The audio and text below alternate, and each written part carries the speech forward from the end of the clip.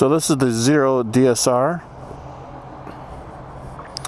You'll have here on the back, you'll see it better, you have adjustable shock control on the top and bottom.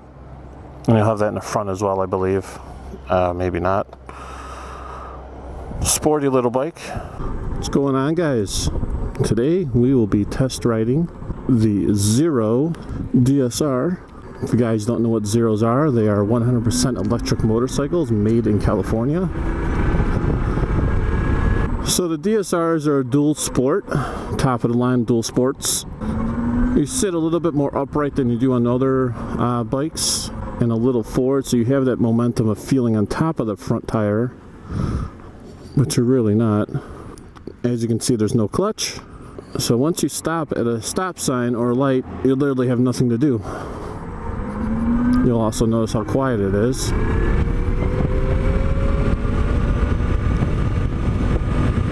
So we're just cruising here, doing about 40. So on all Zero motorcycles, you have three options: econo mode, sport mode, and custom. Eco mode, which is economy mode, basically has a little bit less torque on the throttle, and will cap out at 70 miles an hour. You can gun this thing, and as soon as you hit 70, it's governed to only go that speed. If you switch it over to sport mode, that will untap the battery to its full potential as I get past, doing 50. To a top speed on this bike, I think, is 102. Most of their higher end ones are 102, the other ones are around 90 miles an hour or 75 miles an hour. It's a very odd feeling the first time you ride one of these, because there's no engine. You don't hear anything besides a belt moving. These are great bikes for commuters, in and out for small rides. You really can't do long trips unless you plan to stop somewhere to charge for a couple hours each time.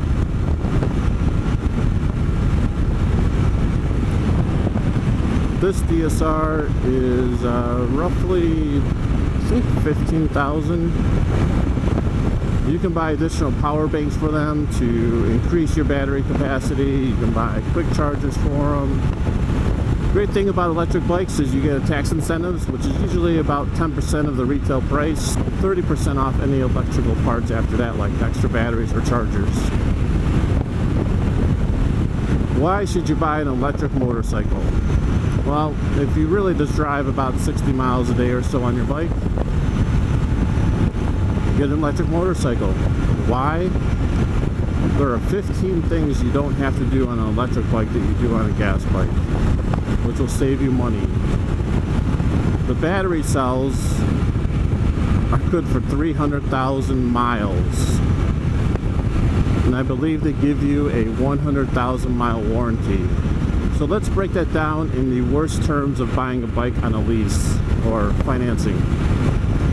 If you bought this bike and financed it for 84 months at 8.9%, your payments will roughly be about $254 a month for 84 months.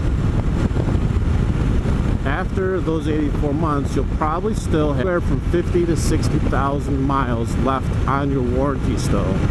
And that's going to cover everything except for wear and tear parts, like your brakes and rotors and your tires. This DSR will basically go, I think, 147 miles in eco mode if you're staying below 60 for the most part.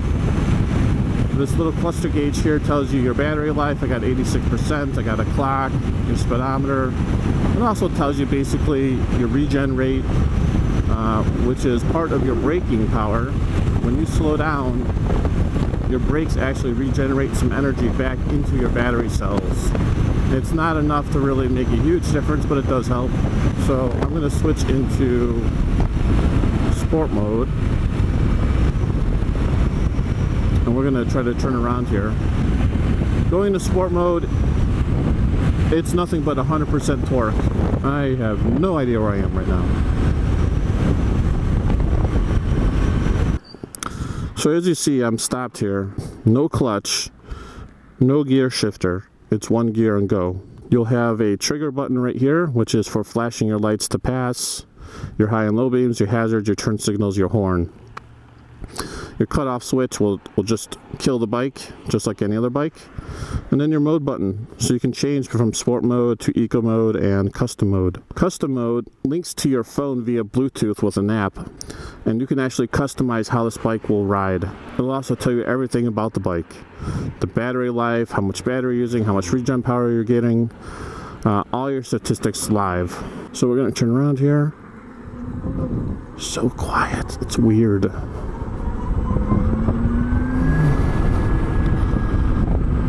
And you guys can watch the speedometer if you'll be able to see it once I get to a straightaway here.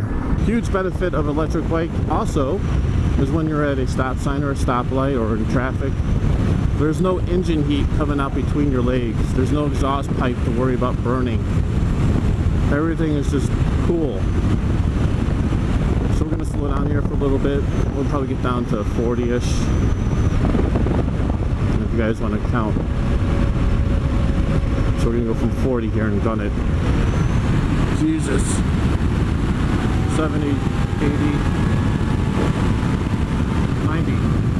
So when you let go of the throttle completely, your brakes are actually helping regenerate energy back to the battery. So that was in sport mode from 40 miles an hour to 90. If you guys counted how long, or go back and check that out again, we'll do this again from 30. Here we go. Oh my God, it's like a roller coaster. 70, 80, 90. The feeling on this bike when you floor it, it is like taking off in a roller coaster or a jet engine sled. It just pulls you back. It's 100% torque at that time. And that's from any speed. You go from 0 to 60, 30 to 90, 40 to 90, you're gonna get the same feeling when you gun it. You go from 23, see how fast it takes. 70, 80, 90. This thing is fun. So, should you buy this bike? You should buy this bike if you have the money, can afford the monthly payments, aren't going to drive more than 100 miles a day, unless you have a place where you can charge for 4 to 6 hours, or you can spend an extra grand or two and get a quick charger and charge in about 3. You don't have to get oil changes, you don't have to check engines, you don't have to check your idle timing, your throttle cables, your gaskets, spark plugs you don't have to worry about, gearboxes you don't have to worry about. Your drive belt's pretty much a lifetime warranty on it as well, so you don't have to worry about that either. The only things you worry about here are your tires and your brakes. This is a great second bike for somebody. I wouldn't say an only bike for somebody, or a single bike, unless you're a commuter and you're driving 30 miles or less a day and you can plug it in and charge it. Hefty price of around $16,000, but so it's a short little review on the 2016 Zero DSR. Hope you guys like it. If you have any questions, put it down on the comments below, and I appreciate it.